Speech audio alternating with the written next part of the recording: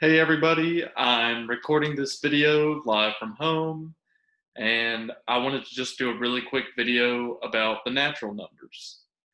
So the natural numbers are basically all the positive whole numbers that you can think of. The natural numbers. So let's give them a definition. All positive whole numbers. So what's the first natural number? Well, the first natural number would be 1, and then 2 is the next one, and then 3, and then 4, and then you can always add 1 to get to the next natural number. So that's the set of natural numbers. There is a symbol for these. The symbol is a capital N. Notice it has 2 lines right here. That's because it is a boldface symbol. And the symbol is really just standing in for a set. It's the set of all natural numbers. So 1, 2, 3, 4, and so on and so forth. Okay, so those are the natural numbers, and it's important to understand that this is an infinite set. This is an infinite set, which means the set is never ending, right? So that's the natural numbers. Let's just start there. And this number set is going to become more and more important the more sets of numbers that we learn in class. So these are the natural numbers.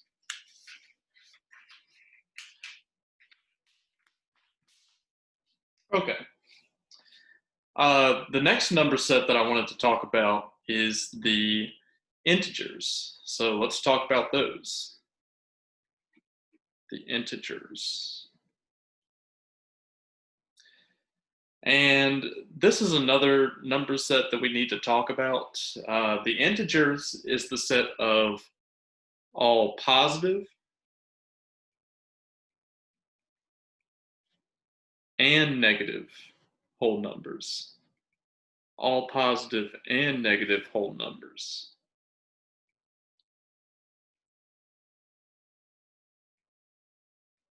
Including 0. So we're going to include 0 in this definition. Okay?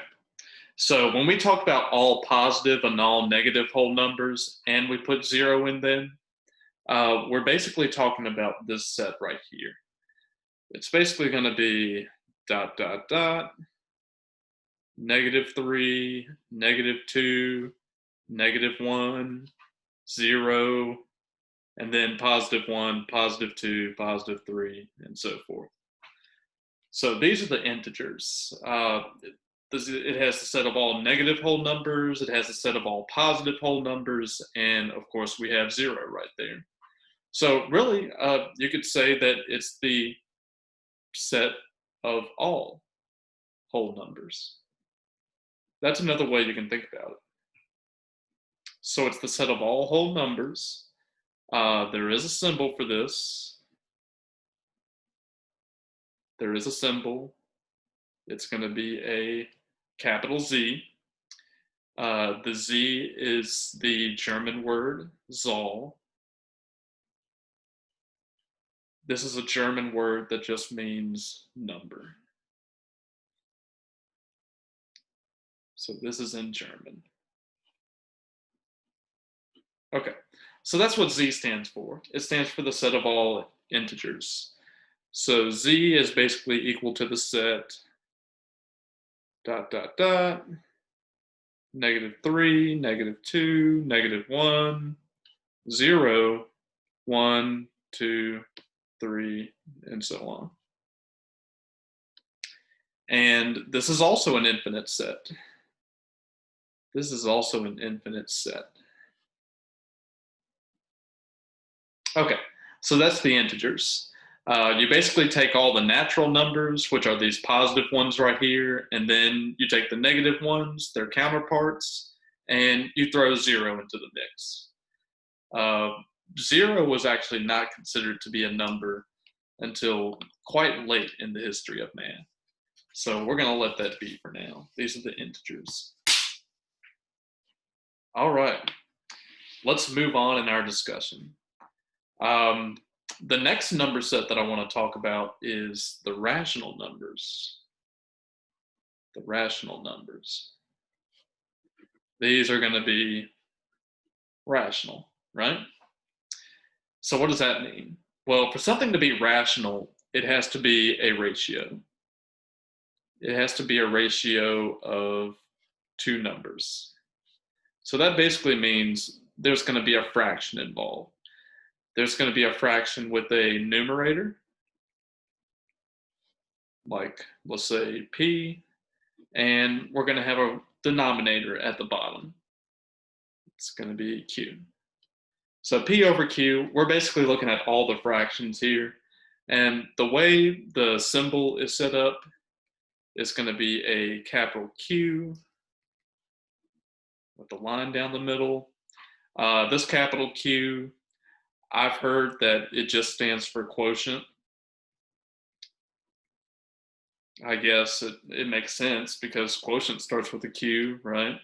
And whenever you're dividing something, you're trying to find the quotient. So really, these are just going to be the set of all fractions. Set of all positive and negative fractions. Negative fractions. So the way we would write this set would be, let's say Q is equivalent to the set of all numbers, let's say P over Q, where both of these numbers are integers. Both of these numbers are integers, which means they're whole numbers. And Q is not equal to 0.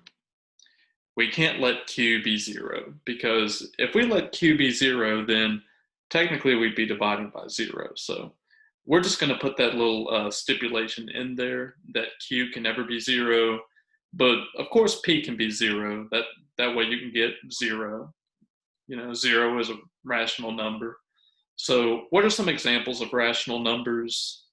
Really any fraction you could think of: 1/2, 2/3, negative 55 over 54. That's a fraction. 0 can be written as a fraction. Also, any positive whole number like 2 or 3, or even negative whole numbers like -4, -5. All of these are fractions, whether you want to admit it or not. 0 can be written as 0 over anything, like let's say 0 over 2. 2 right here, 2 can be written as 4 over 2, right? That's a fraction. So it turns out that all the integers, all the whole numbers, including 0, are actually fractions in disguise. So those are the rational numbers. All right. What's coming up next? Well, it's going to be the irrational numbers, right? Now, I'm not sure if there's a fancy symbol for this, but we're going to talk about the irrational numbers for a second. Okay, irrational numbers, literally, these numbers cannot be written as fractions. So these numbers cannot be written as fractions.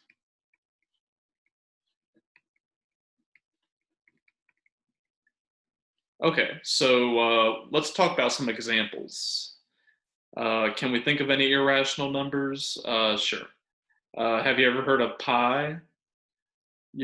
Pi, the 3.14159, whatever. This is irrational, right? 14159. I could go further, but I'm not going to bore you with that. Pi is an irrational number. Pi cannot be written as a fraction. That's why it's irrational. Um, Another irrational number, square root of 2. Square root of 2 can be written as 1.414, blah, blah, blah. I don't know the numbers that come after that. But square root of 2 is irrational. It cannot be written as a fraction. And I did a whole video about how square root of 2 can't be written as a fraction. So square root of 2, that's an example of an irrational number. What's another irrational number? The square root of any prime. So square root of p, where p is a prime. Basically, the square root of any prime number is going to be irrational. And so these are some examples of irrational numbers. Also, e. E is an example of an irrational number. So where do these all come from? Well, these are actually all real. So irrational numbers are real. Let me write that down. That's important. Irrational numbers are real. And the way we're going to write the symbol for this, and I said there was no symbol for irrational numbers, but let's just give it one for a second. It's going to be the set of all real numbers minus the set of all rational numbers. So this actually means all the real numbers can be written as R.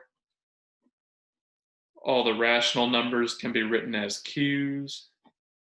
And basically, you're taking all the real numbers and you're picking out all the fractions. And think about it, you have a bag of numbers. This bag is called the bag of all real numbers, right? And you're just picking out fractions and you're throwing them away. We're taking away all these fractions, and we're taking away whole numbers too, and zero and negative fractions and things like that. And once you take away all the fractions, you're left with this bag of weird numbers called irrationals. And these cannot be written as fractions. They are going to have decimal expansions. So they will have decimal expansions, but they're not going to really have any sort of pattern to them. These are decimal expansions where the digits don't repeat or there's a weird pattern to it. Those are telltale signs of irrational numbers. And a final fact, there are many more irrationals than rational numbers. So there are many more irrationals than there are actually rational numbers. So think about that. That's quite deep. And we can't prove that yet, at least in this course. But there is a proof that says, the set of all irrational numbers has more numbers in it than the rationals. So there are many more real numbers that can't be written as fractions than there are numbers that actually can be written as fractions. And I think that's important to realize as well. Okay, so that's the irrational numbers. All right, what's the next number set that I wanted to talk about? Let's talk about the real numbers. So I've been kind of hinting about these, but the real numbers are going to come up next. The real numbers. And this is the set of all rational numbers and irrational numbers. Okay? So basically, we're taking all the fractions, we're mixing in the real numbers that can't be written as fractions, and when we have all those together, we have the real numbers. And the symbol for the set of all real numbers is going to be a capital R. That's in bold. So you're going to have this two lines going on right here. It's just the capital letter R. It stands for the real numbers. So the R stands for real. And I'm just going to leave it at that for now. There's so much that can be said about the set of all real numbers, but really, I just wanted to give this set so that I can set up a new set that's going to be coming up in the future called the imaginary numbers and the complex numbers. So let's talk about those next.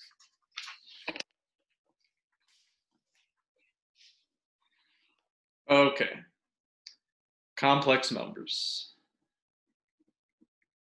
We've pretty much reached the end of this discussion. You can call these complex numbers. Some people call them imaginary numbers, as opposed to real numbers. These are imaginary, right? These are the set of all numbers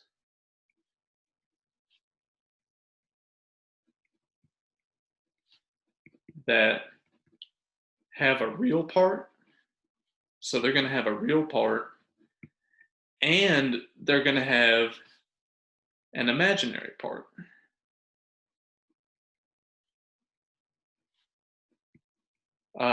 So let's write out the standard complex number. So z is equal to a plus bi, where I is equal to the square root of -1, and a and b are real numbers. Okay, so let's just stop right there. Okay, these are the set of all numbers that have a real part and an imaginary part. Now, when we write z equals a plus bi, let's label the real part and the imaginary part. So this right here is going to be the real part. Notice it's not connected to the I, it's all on its lonesome right here. This is going to be the real part. And this is actually going to be the imaginary part. This is the imaginary part. And the reason why this is imaginary is because you've got a real number times an imaginary number I. And we already defined I right here. I is the square root of -1. There is a symbol for this set, so let's talk about that. The symbol for the set of all complex numbers will be a capital C. Okay? Really, the reason why we talk about complex numbers is because complex numbers kind of complete the real numbers in a sense. So let me just give you a simple equation. This is one of the reasons why we have complex numbers. So think about it this way. I have x squared plus 1 is equal to 0. And complex numbers were kind of invented to kind of solve equations like this. So let's see if we can solve this equation for x. What I want to do is I want to get x by itself. So the first thing I'm going to do is I'm going to get rid of this plus 1 by subtracting 1 from both sides. So let's do that.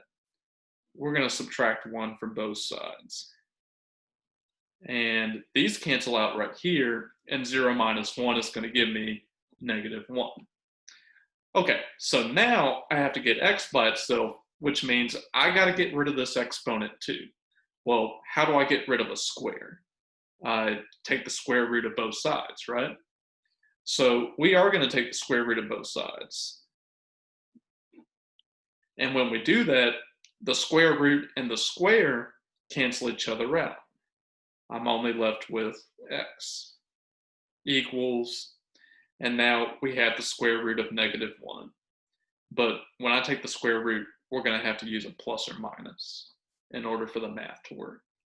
So I'm going to have plus or minus square root of -1. Remember, square root of -1, that's equal to I. So I can actually write this as plus or minus I. Okay? Now that's very important, right? We have a quadratic equation right here that we can't solve with real numbers, which means the solutions are actually imaginary. That's why we need imaginary numbers and complex numbers. It's to solve equations like this, where it seems like there's no real solution. We actually have one right here. So that's the complex numbers. And this basically means that if you put in I for x, or if you put in negative I for x, you'll actually solve this equation. Because think about it. If you want to check this, what you would do is you would let x be I and see what happens. Okay? So let's try it. I'm going to let x be I. It can be positive I or negative I. It actually doesn't matter.